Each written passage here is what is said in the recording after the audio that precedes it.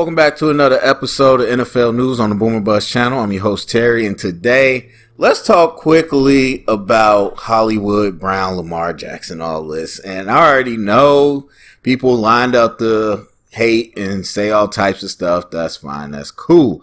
But I'm going to say it anyway. So, Hollywood Brown and the GM from the Ravens both came out and confirmed that he requested a trade. And so I don't think he requested a trade after his second year, but Hollywood mentioned that he started to talk to Lamar and everybody else like, this ain't working for me, his second year. Then last year happened, and he was like, yeah, I got to go. So they, behind the scenes, worked out a trade, blah, blah, blah. Now, Hollywood is saying the right things, and I think I agree with him in that they all did this the right way and did it very professional, including making sure to specify that Lamar wasn't an issue.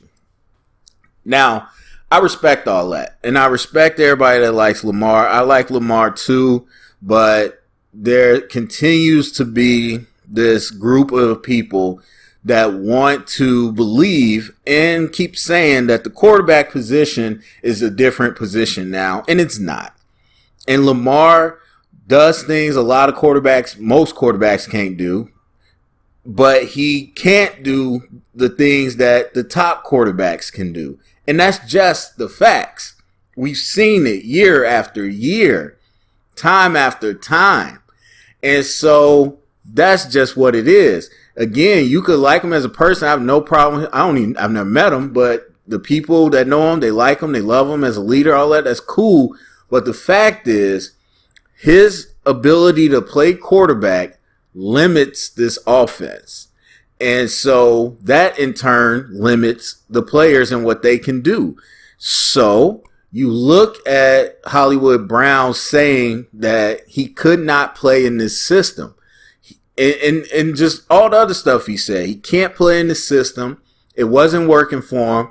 They put him in positions that weren't helping him. He's not being in good positions, and sometimes he had to deal with that in college too, and he just feels that this isn't the type of system that is allowing him to be the type of player that he can be. So, respectfully, yes, professionally, he did say this got nothing to do with Lamar, but it has everything to do with Lamar. I mean, I don't care that he said it. He could come out and say, yeah, the sky's purple right now. It's not, though. So, yes, he said it doesn't have to do with Lamar, but the actions and everything else that he said clearly tells you it has to do with Lamar. And so, there were a number of not big-time receivers. What is that boy name?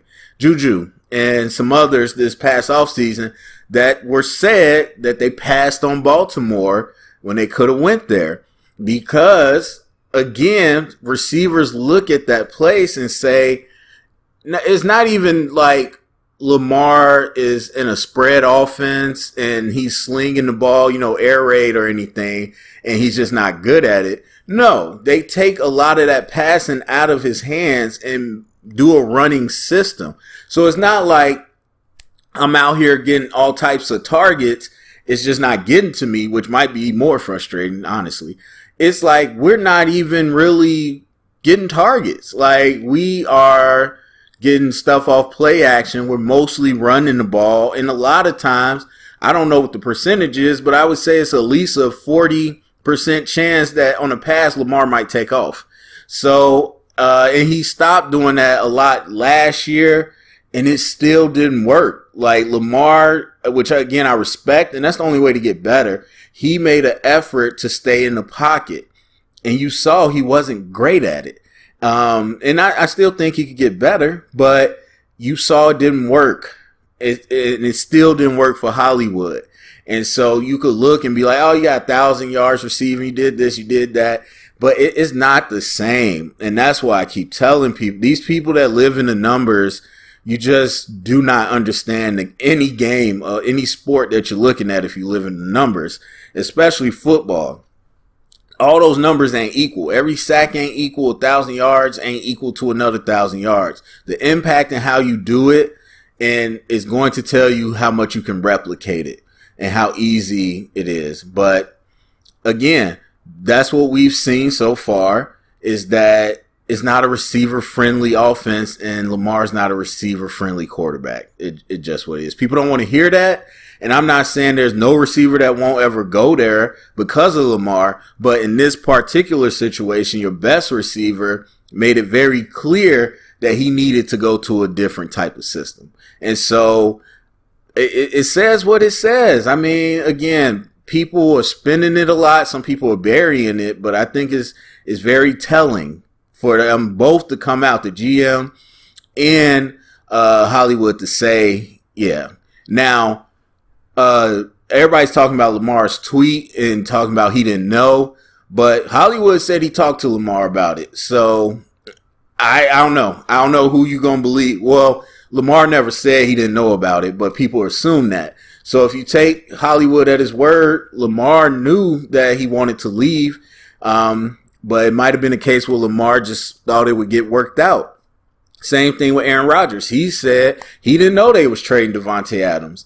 He said he knew the offer, and he thought the offer was good enough to keep him, but Davante ended up leaving. So it might be a situation where they just thought it would work out, but it didn't. So that's where we are right now. So anyway, go to the comment section. Let me know what you think. Share it around. Get the conversation started. Thumbs up, subscribe, and thank you for listening.